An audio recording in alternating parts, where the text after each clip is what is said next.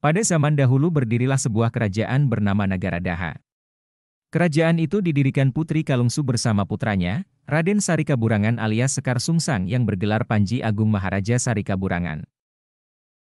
Konon, Sekar Sungsang seorang penganut Shiwa. Lah mendirikan candi dan lingga terbesar di Kalimantan Selatan. Candi yang didirikan itu bernama Candi Laras. Pengganti Sekar Sungsang adalah Maharaja Sukarama. Pada masa pemerintahannya, pergolakan berlangsung terus-menerus. Walaupun Maharaja Sukarama mengamanatkan agar cucunya, Pangeran Samudera, kelak menggantikan tahta, Pangeran Mangkubumilah yang naik tahta. Kerajaan tidak hentinya mengalami kekacauan karena perebutan kekuasaan. Konon, siapapun menduduki tahta akan merasa tidak aman dari rongrongan. Pangeran Mangkubumi akhirnya terbunuh dalam suatu usaha perebutan kekuasaan. Sejak itu, Pangeran Tumenggung menjadi penguasa kerajaan. Pewaris kerajaan yang sah, Pangeran Samudera, pasti tidak aman jika tetap tinggal dalam lingkungan kerajaan. Atas bantuan patih kerajaan Nagara Daha, Pangeran Samudera melarikan diri. Ia menyamar dan hidup di daerah sepi di sekitar muara Sungai Barito. Dari Muara Bahan, bandar utama Nagara Daha, mengikuti aliran sungai hingga ke muara Sungai Barito. Terdapat kampung-kampung yang berbanjar-banjar atau berderet-deret melintasi tepi-tepi sungai. Kampung-kampung itu adalah Balandean, Sarapat, Muhur, Tamban, Kuin, Balitung, dan Banjar. Di antara kampung-kampung itu, Banjarlah yang paling bagus letaknya. Kampung Banjar dibentuk oleh 5 aliran sungai yang muaranya bertemu di Sungai Kuin. Karena letaknya yang bagus, Kampung Banjar kemudian berkembang menjadi bandar, kota perdagangan yang ramai dikunjungi kapal-kapal dagang dari berbagai negeri. Bandar itu di bawah kekuasaan seorang patih yang biasa disebut Patih Masih. Bandar itu juga dikenal dengan nama Bandar Masih. Patih Masih mengetahui bahwa Pangeran Samudera, pemegang hak atas Nagara Daha yang sah, ada di wilayahnya. Kemudian, ia mengajak Patih Balit, Patih Muhur, Patih Balitung, dan Patih Kuin untuk berunding. Mereka bersepakat mencari Pangeran Samudera di tempat persembunyiannya untuk dinobatkan menjadi raja, memenuhi wasiat Maharaja Sukarama. Dengan diangkatnya Pangeran Samudera menjadi raja dan Bandar Masih sebagai pusat kerajaan sekaligus bandar perdagangan, semakin terdesaklah kedudukan Pangeran Tumenggung. Apalagi para patih tidak mengakuinya lagi sebagai raja yang sah. Mereka pun tidak rela menyerahkan upeti kepada Pangeran Tumenggung di Nagara Daha. Pangeran Tumenggung tidak tinggal diam menghadapi keadaan itu. Tentara dan armada diturunkannya ke Sungai Barito sehingga terjadilah pertempuran besar-besaran. Peperangan berlanjut terus, belum ada kepastian pihak mana yang menang.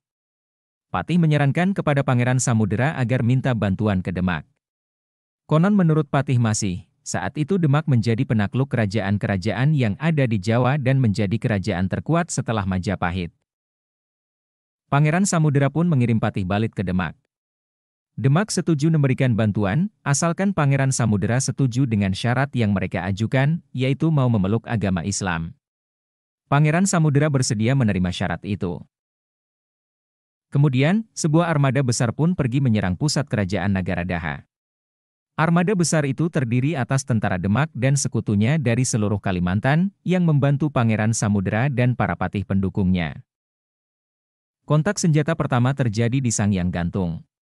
Pangeran Tumenggung berhasil dipukul mundur dan bertahan di muara Sungai Amandit dan Alai. Korban berjatuhan di kedua belah pihak. Panji-panji Pangeran Samudera, Tatunggul Wulung Wanara Putih, semakin banyak berkibar di tempat-tempat taklukannya. Hati Arya Terenggana, Patih Nagara Dipa, sedih melihat demikian banyak korban rakyat jelata dari kedua belah pihak. Ia mengusulkan kepada Pangeran Tumenggung suatu cara untuk mempercepat selesainya peperangan, yakni melalui perang tanding atau duel antara kedua raja yang bertikai. Pangeran Tumenggung dan Pangeran Samudera naik sebuah perahu yang disebut Talangkasan. Perahu-perahu itu dikemudikan oleh panglima kedua belah pihak. Kedua pangeran itu memakai pakaian perang serta membawa parang, sumpitan, keris, dan perisai atau telabang. Mereka saling berhadapan di Sungai Parit Basar. Pangeran Tumenggung dengan nafsu angkaranya ingin membunuh Pangeran Samudera. Sebaliknya, Pangeran Samudera tidak tega berkelahi melawan pamannya. Pangeran Samudera mempersilakan pamannya untuk membunuhnya. Ia rela mati di tangan orang tua yang pada dasarnya tetap diakui. Akhirnya, luluh juga hati Pangeran Tumenggung. Kesadarannya muncul.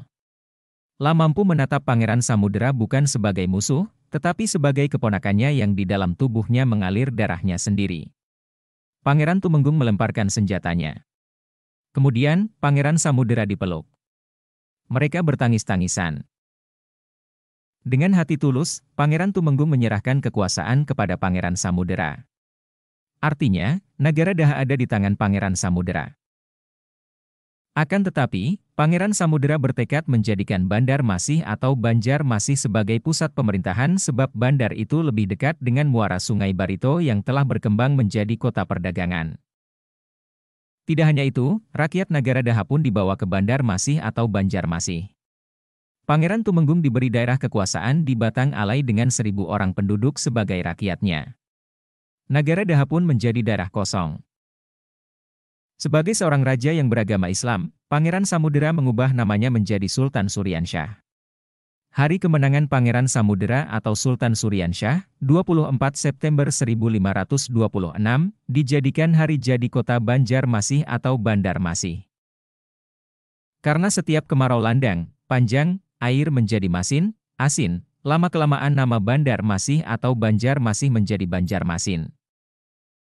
Akhirnya, Sultan Suryansyah pun meninggal. Makamnya sampai sekarang terpelihara dengan baik dan ramai dikunjungi orang. Letaknya di Kuin Utara, di pinggir Sungai Kuin, Kecamatan Banjar Utara, Kota Madya Daerah Tingkat 2 Banjarmasin.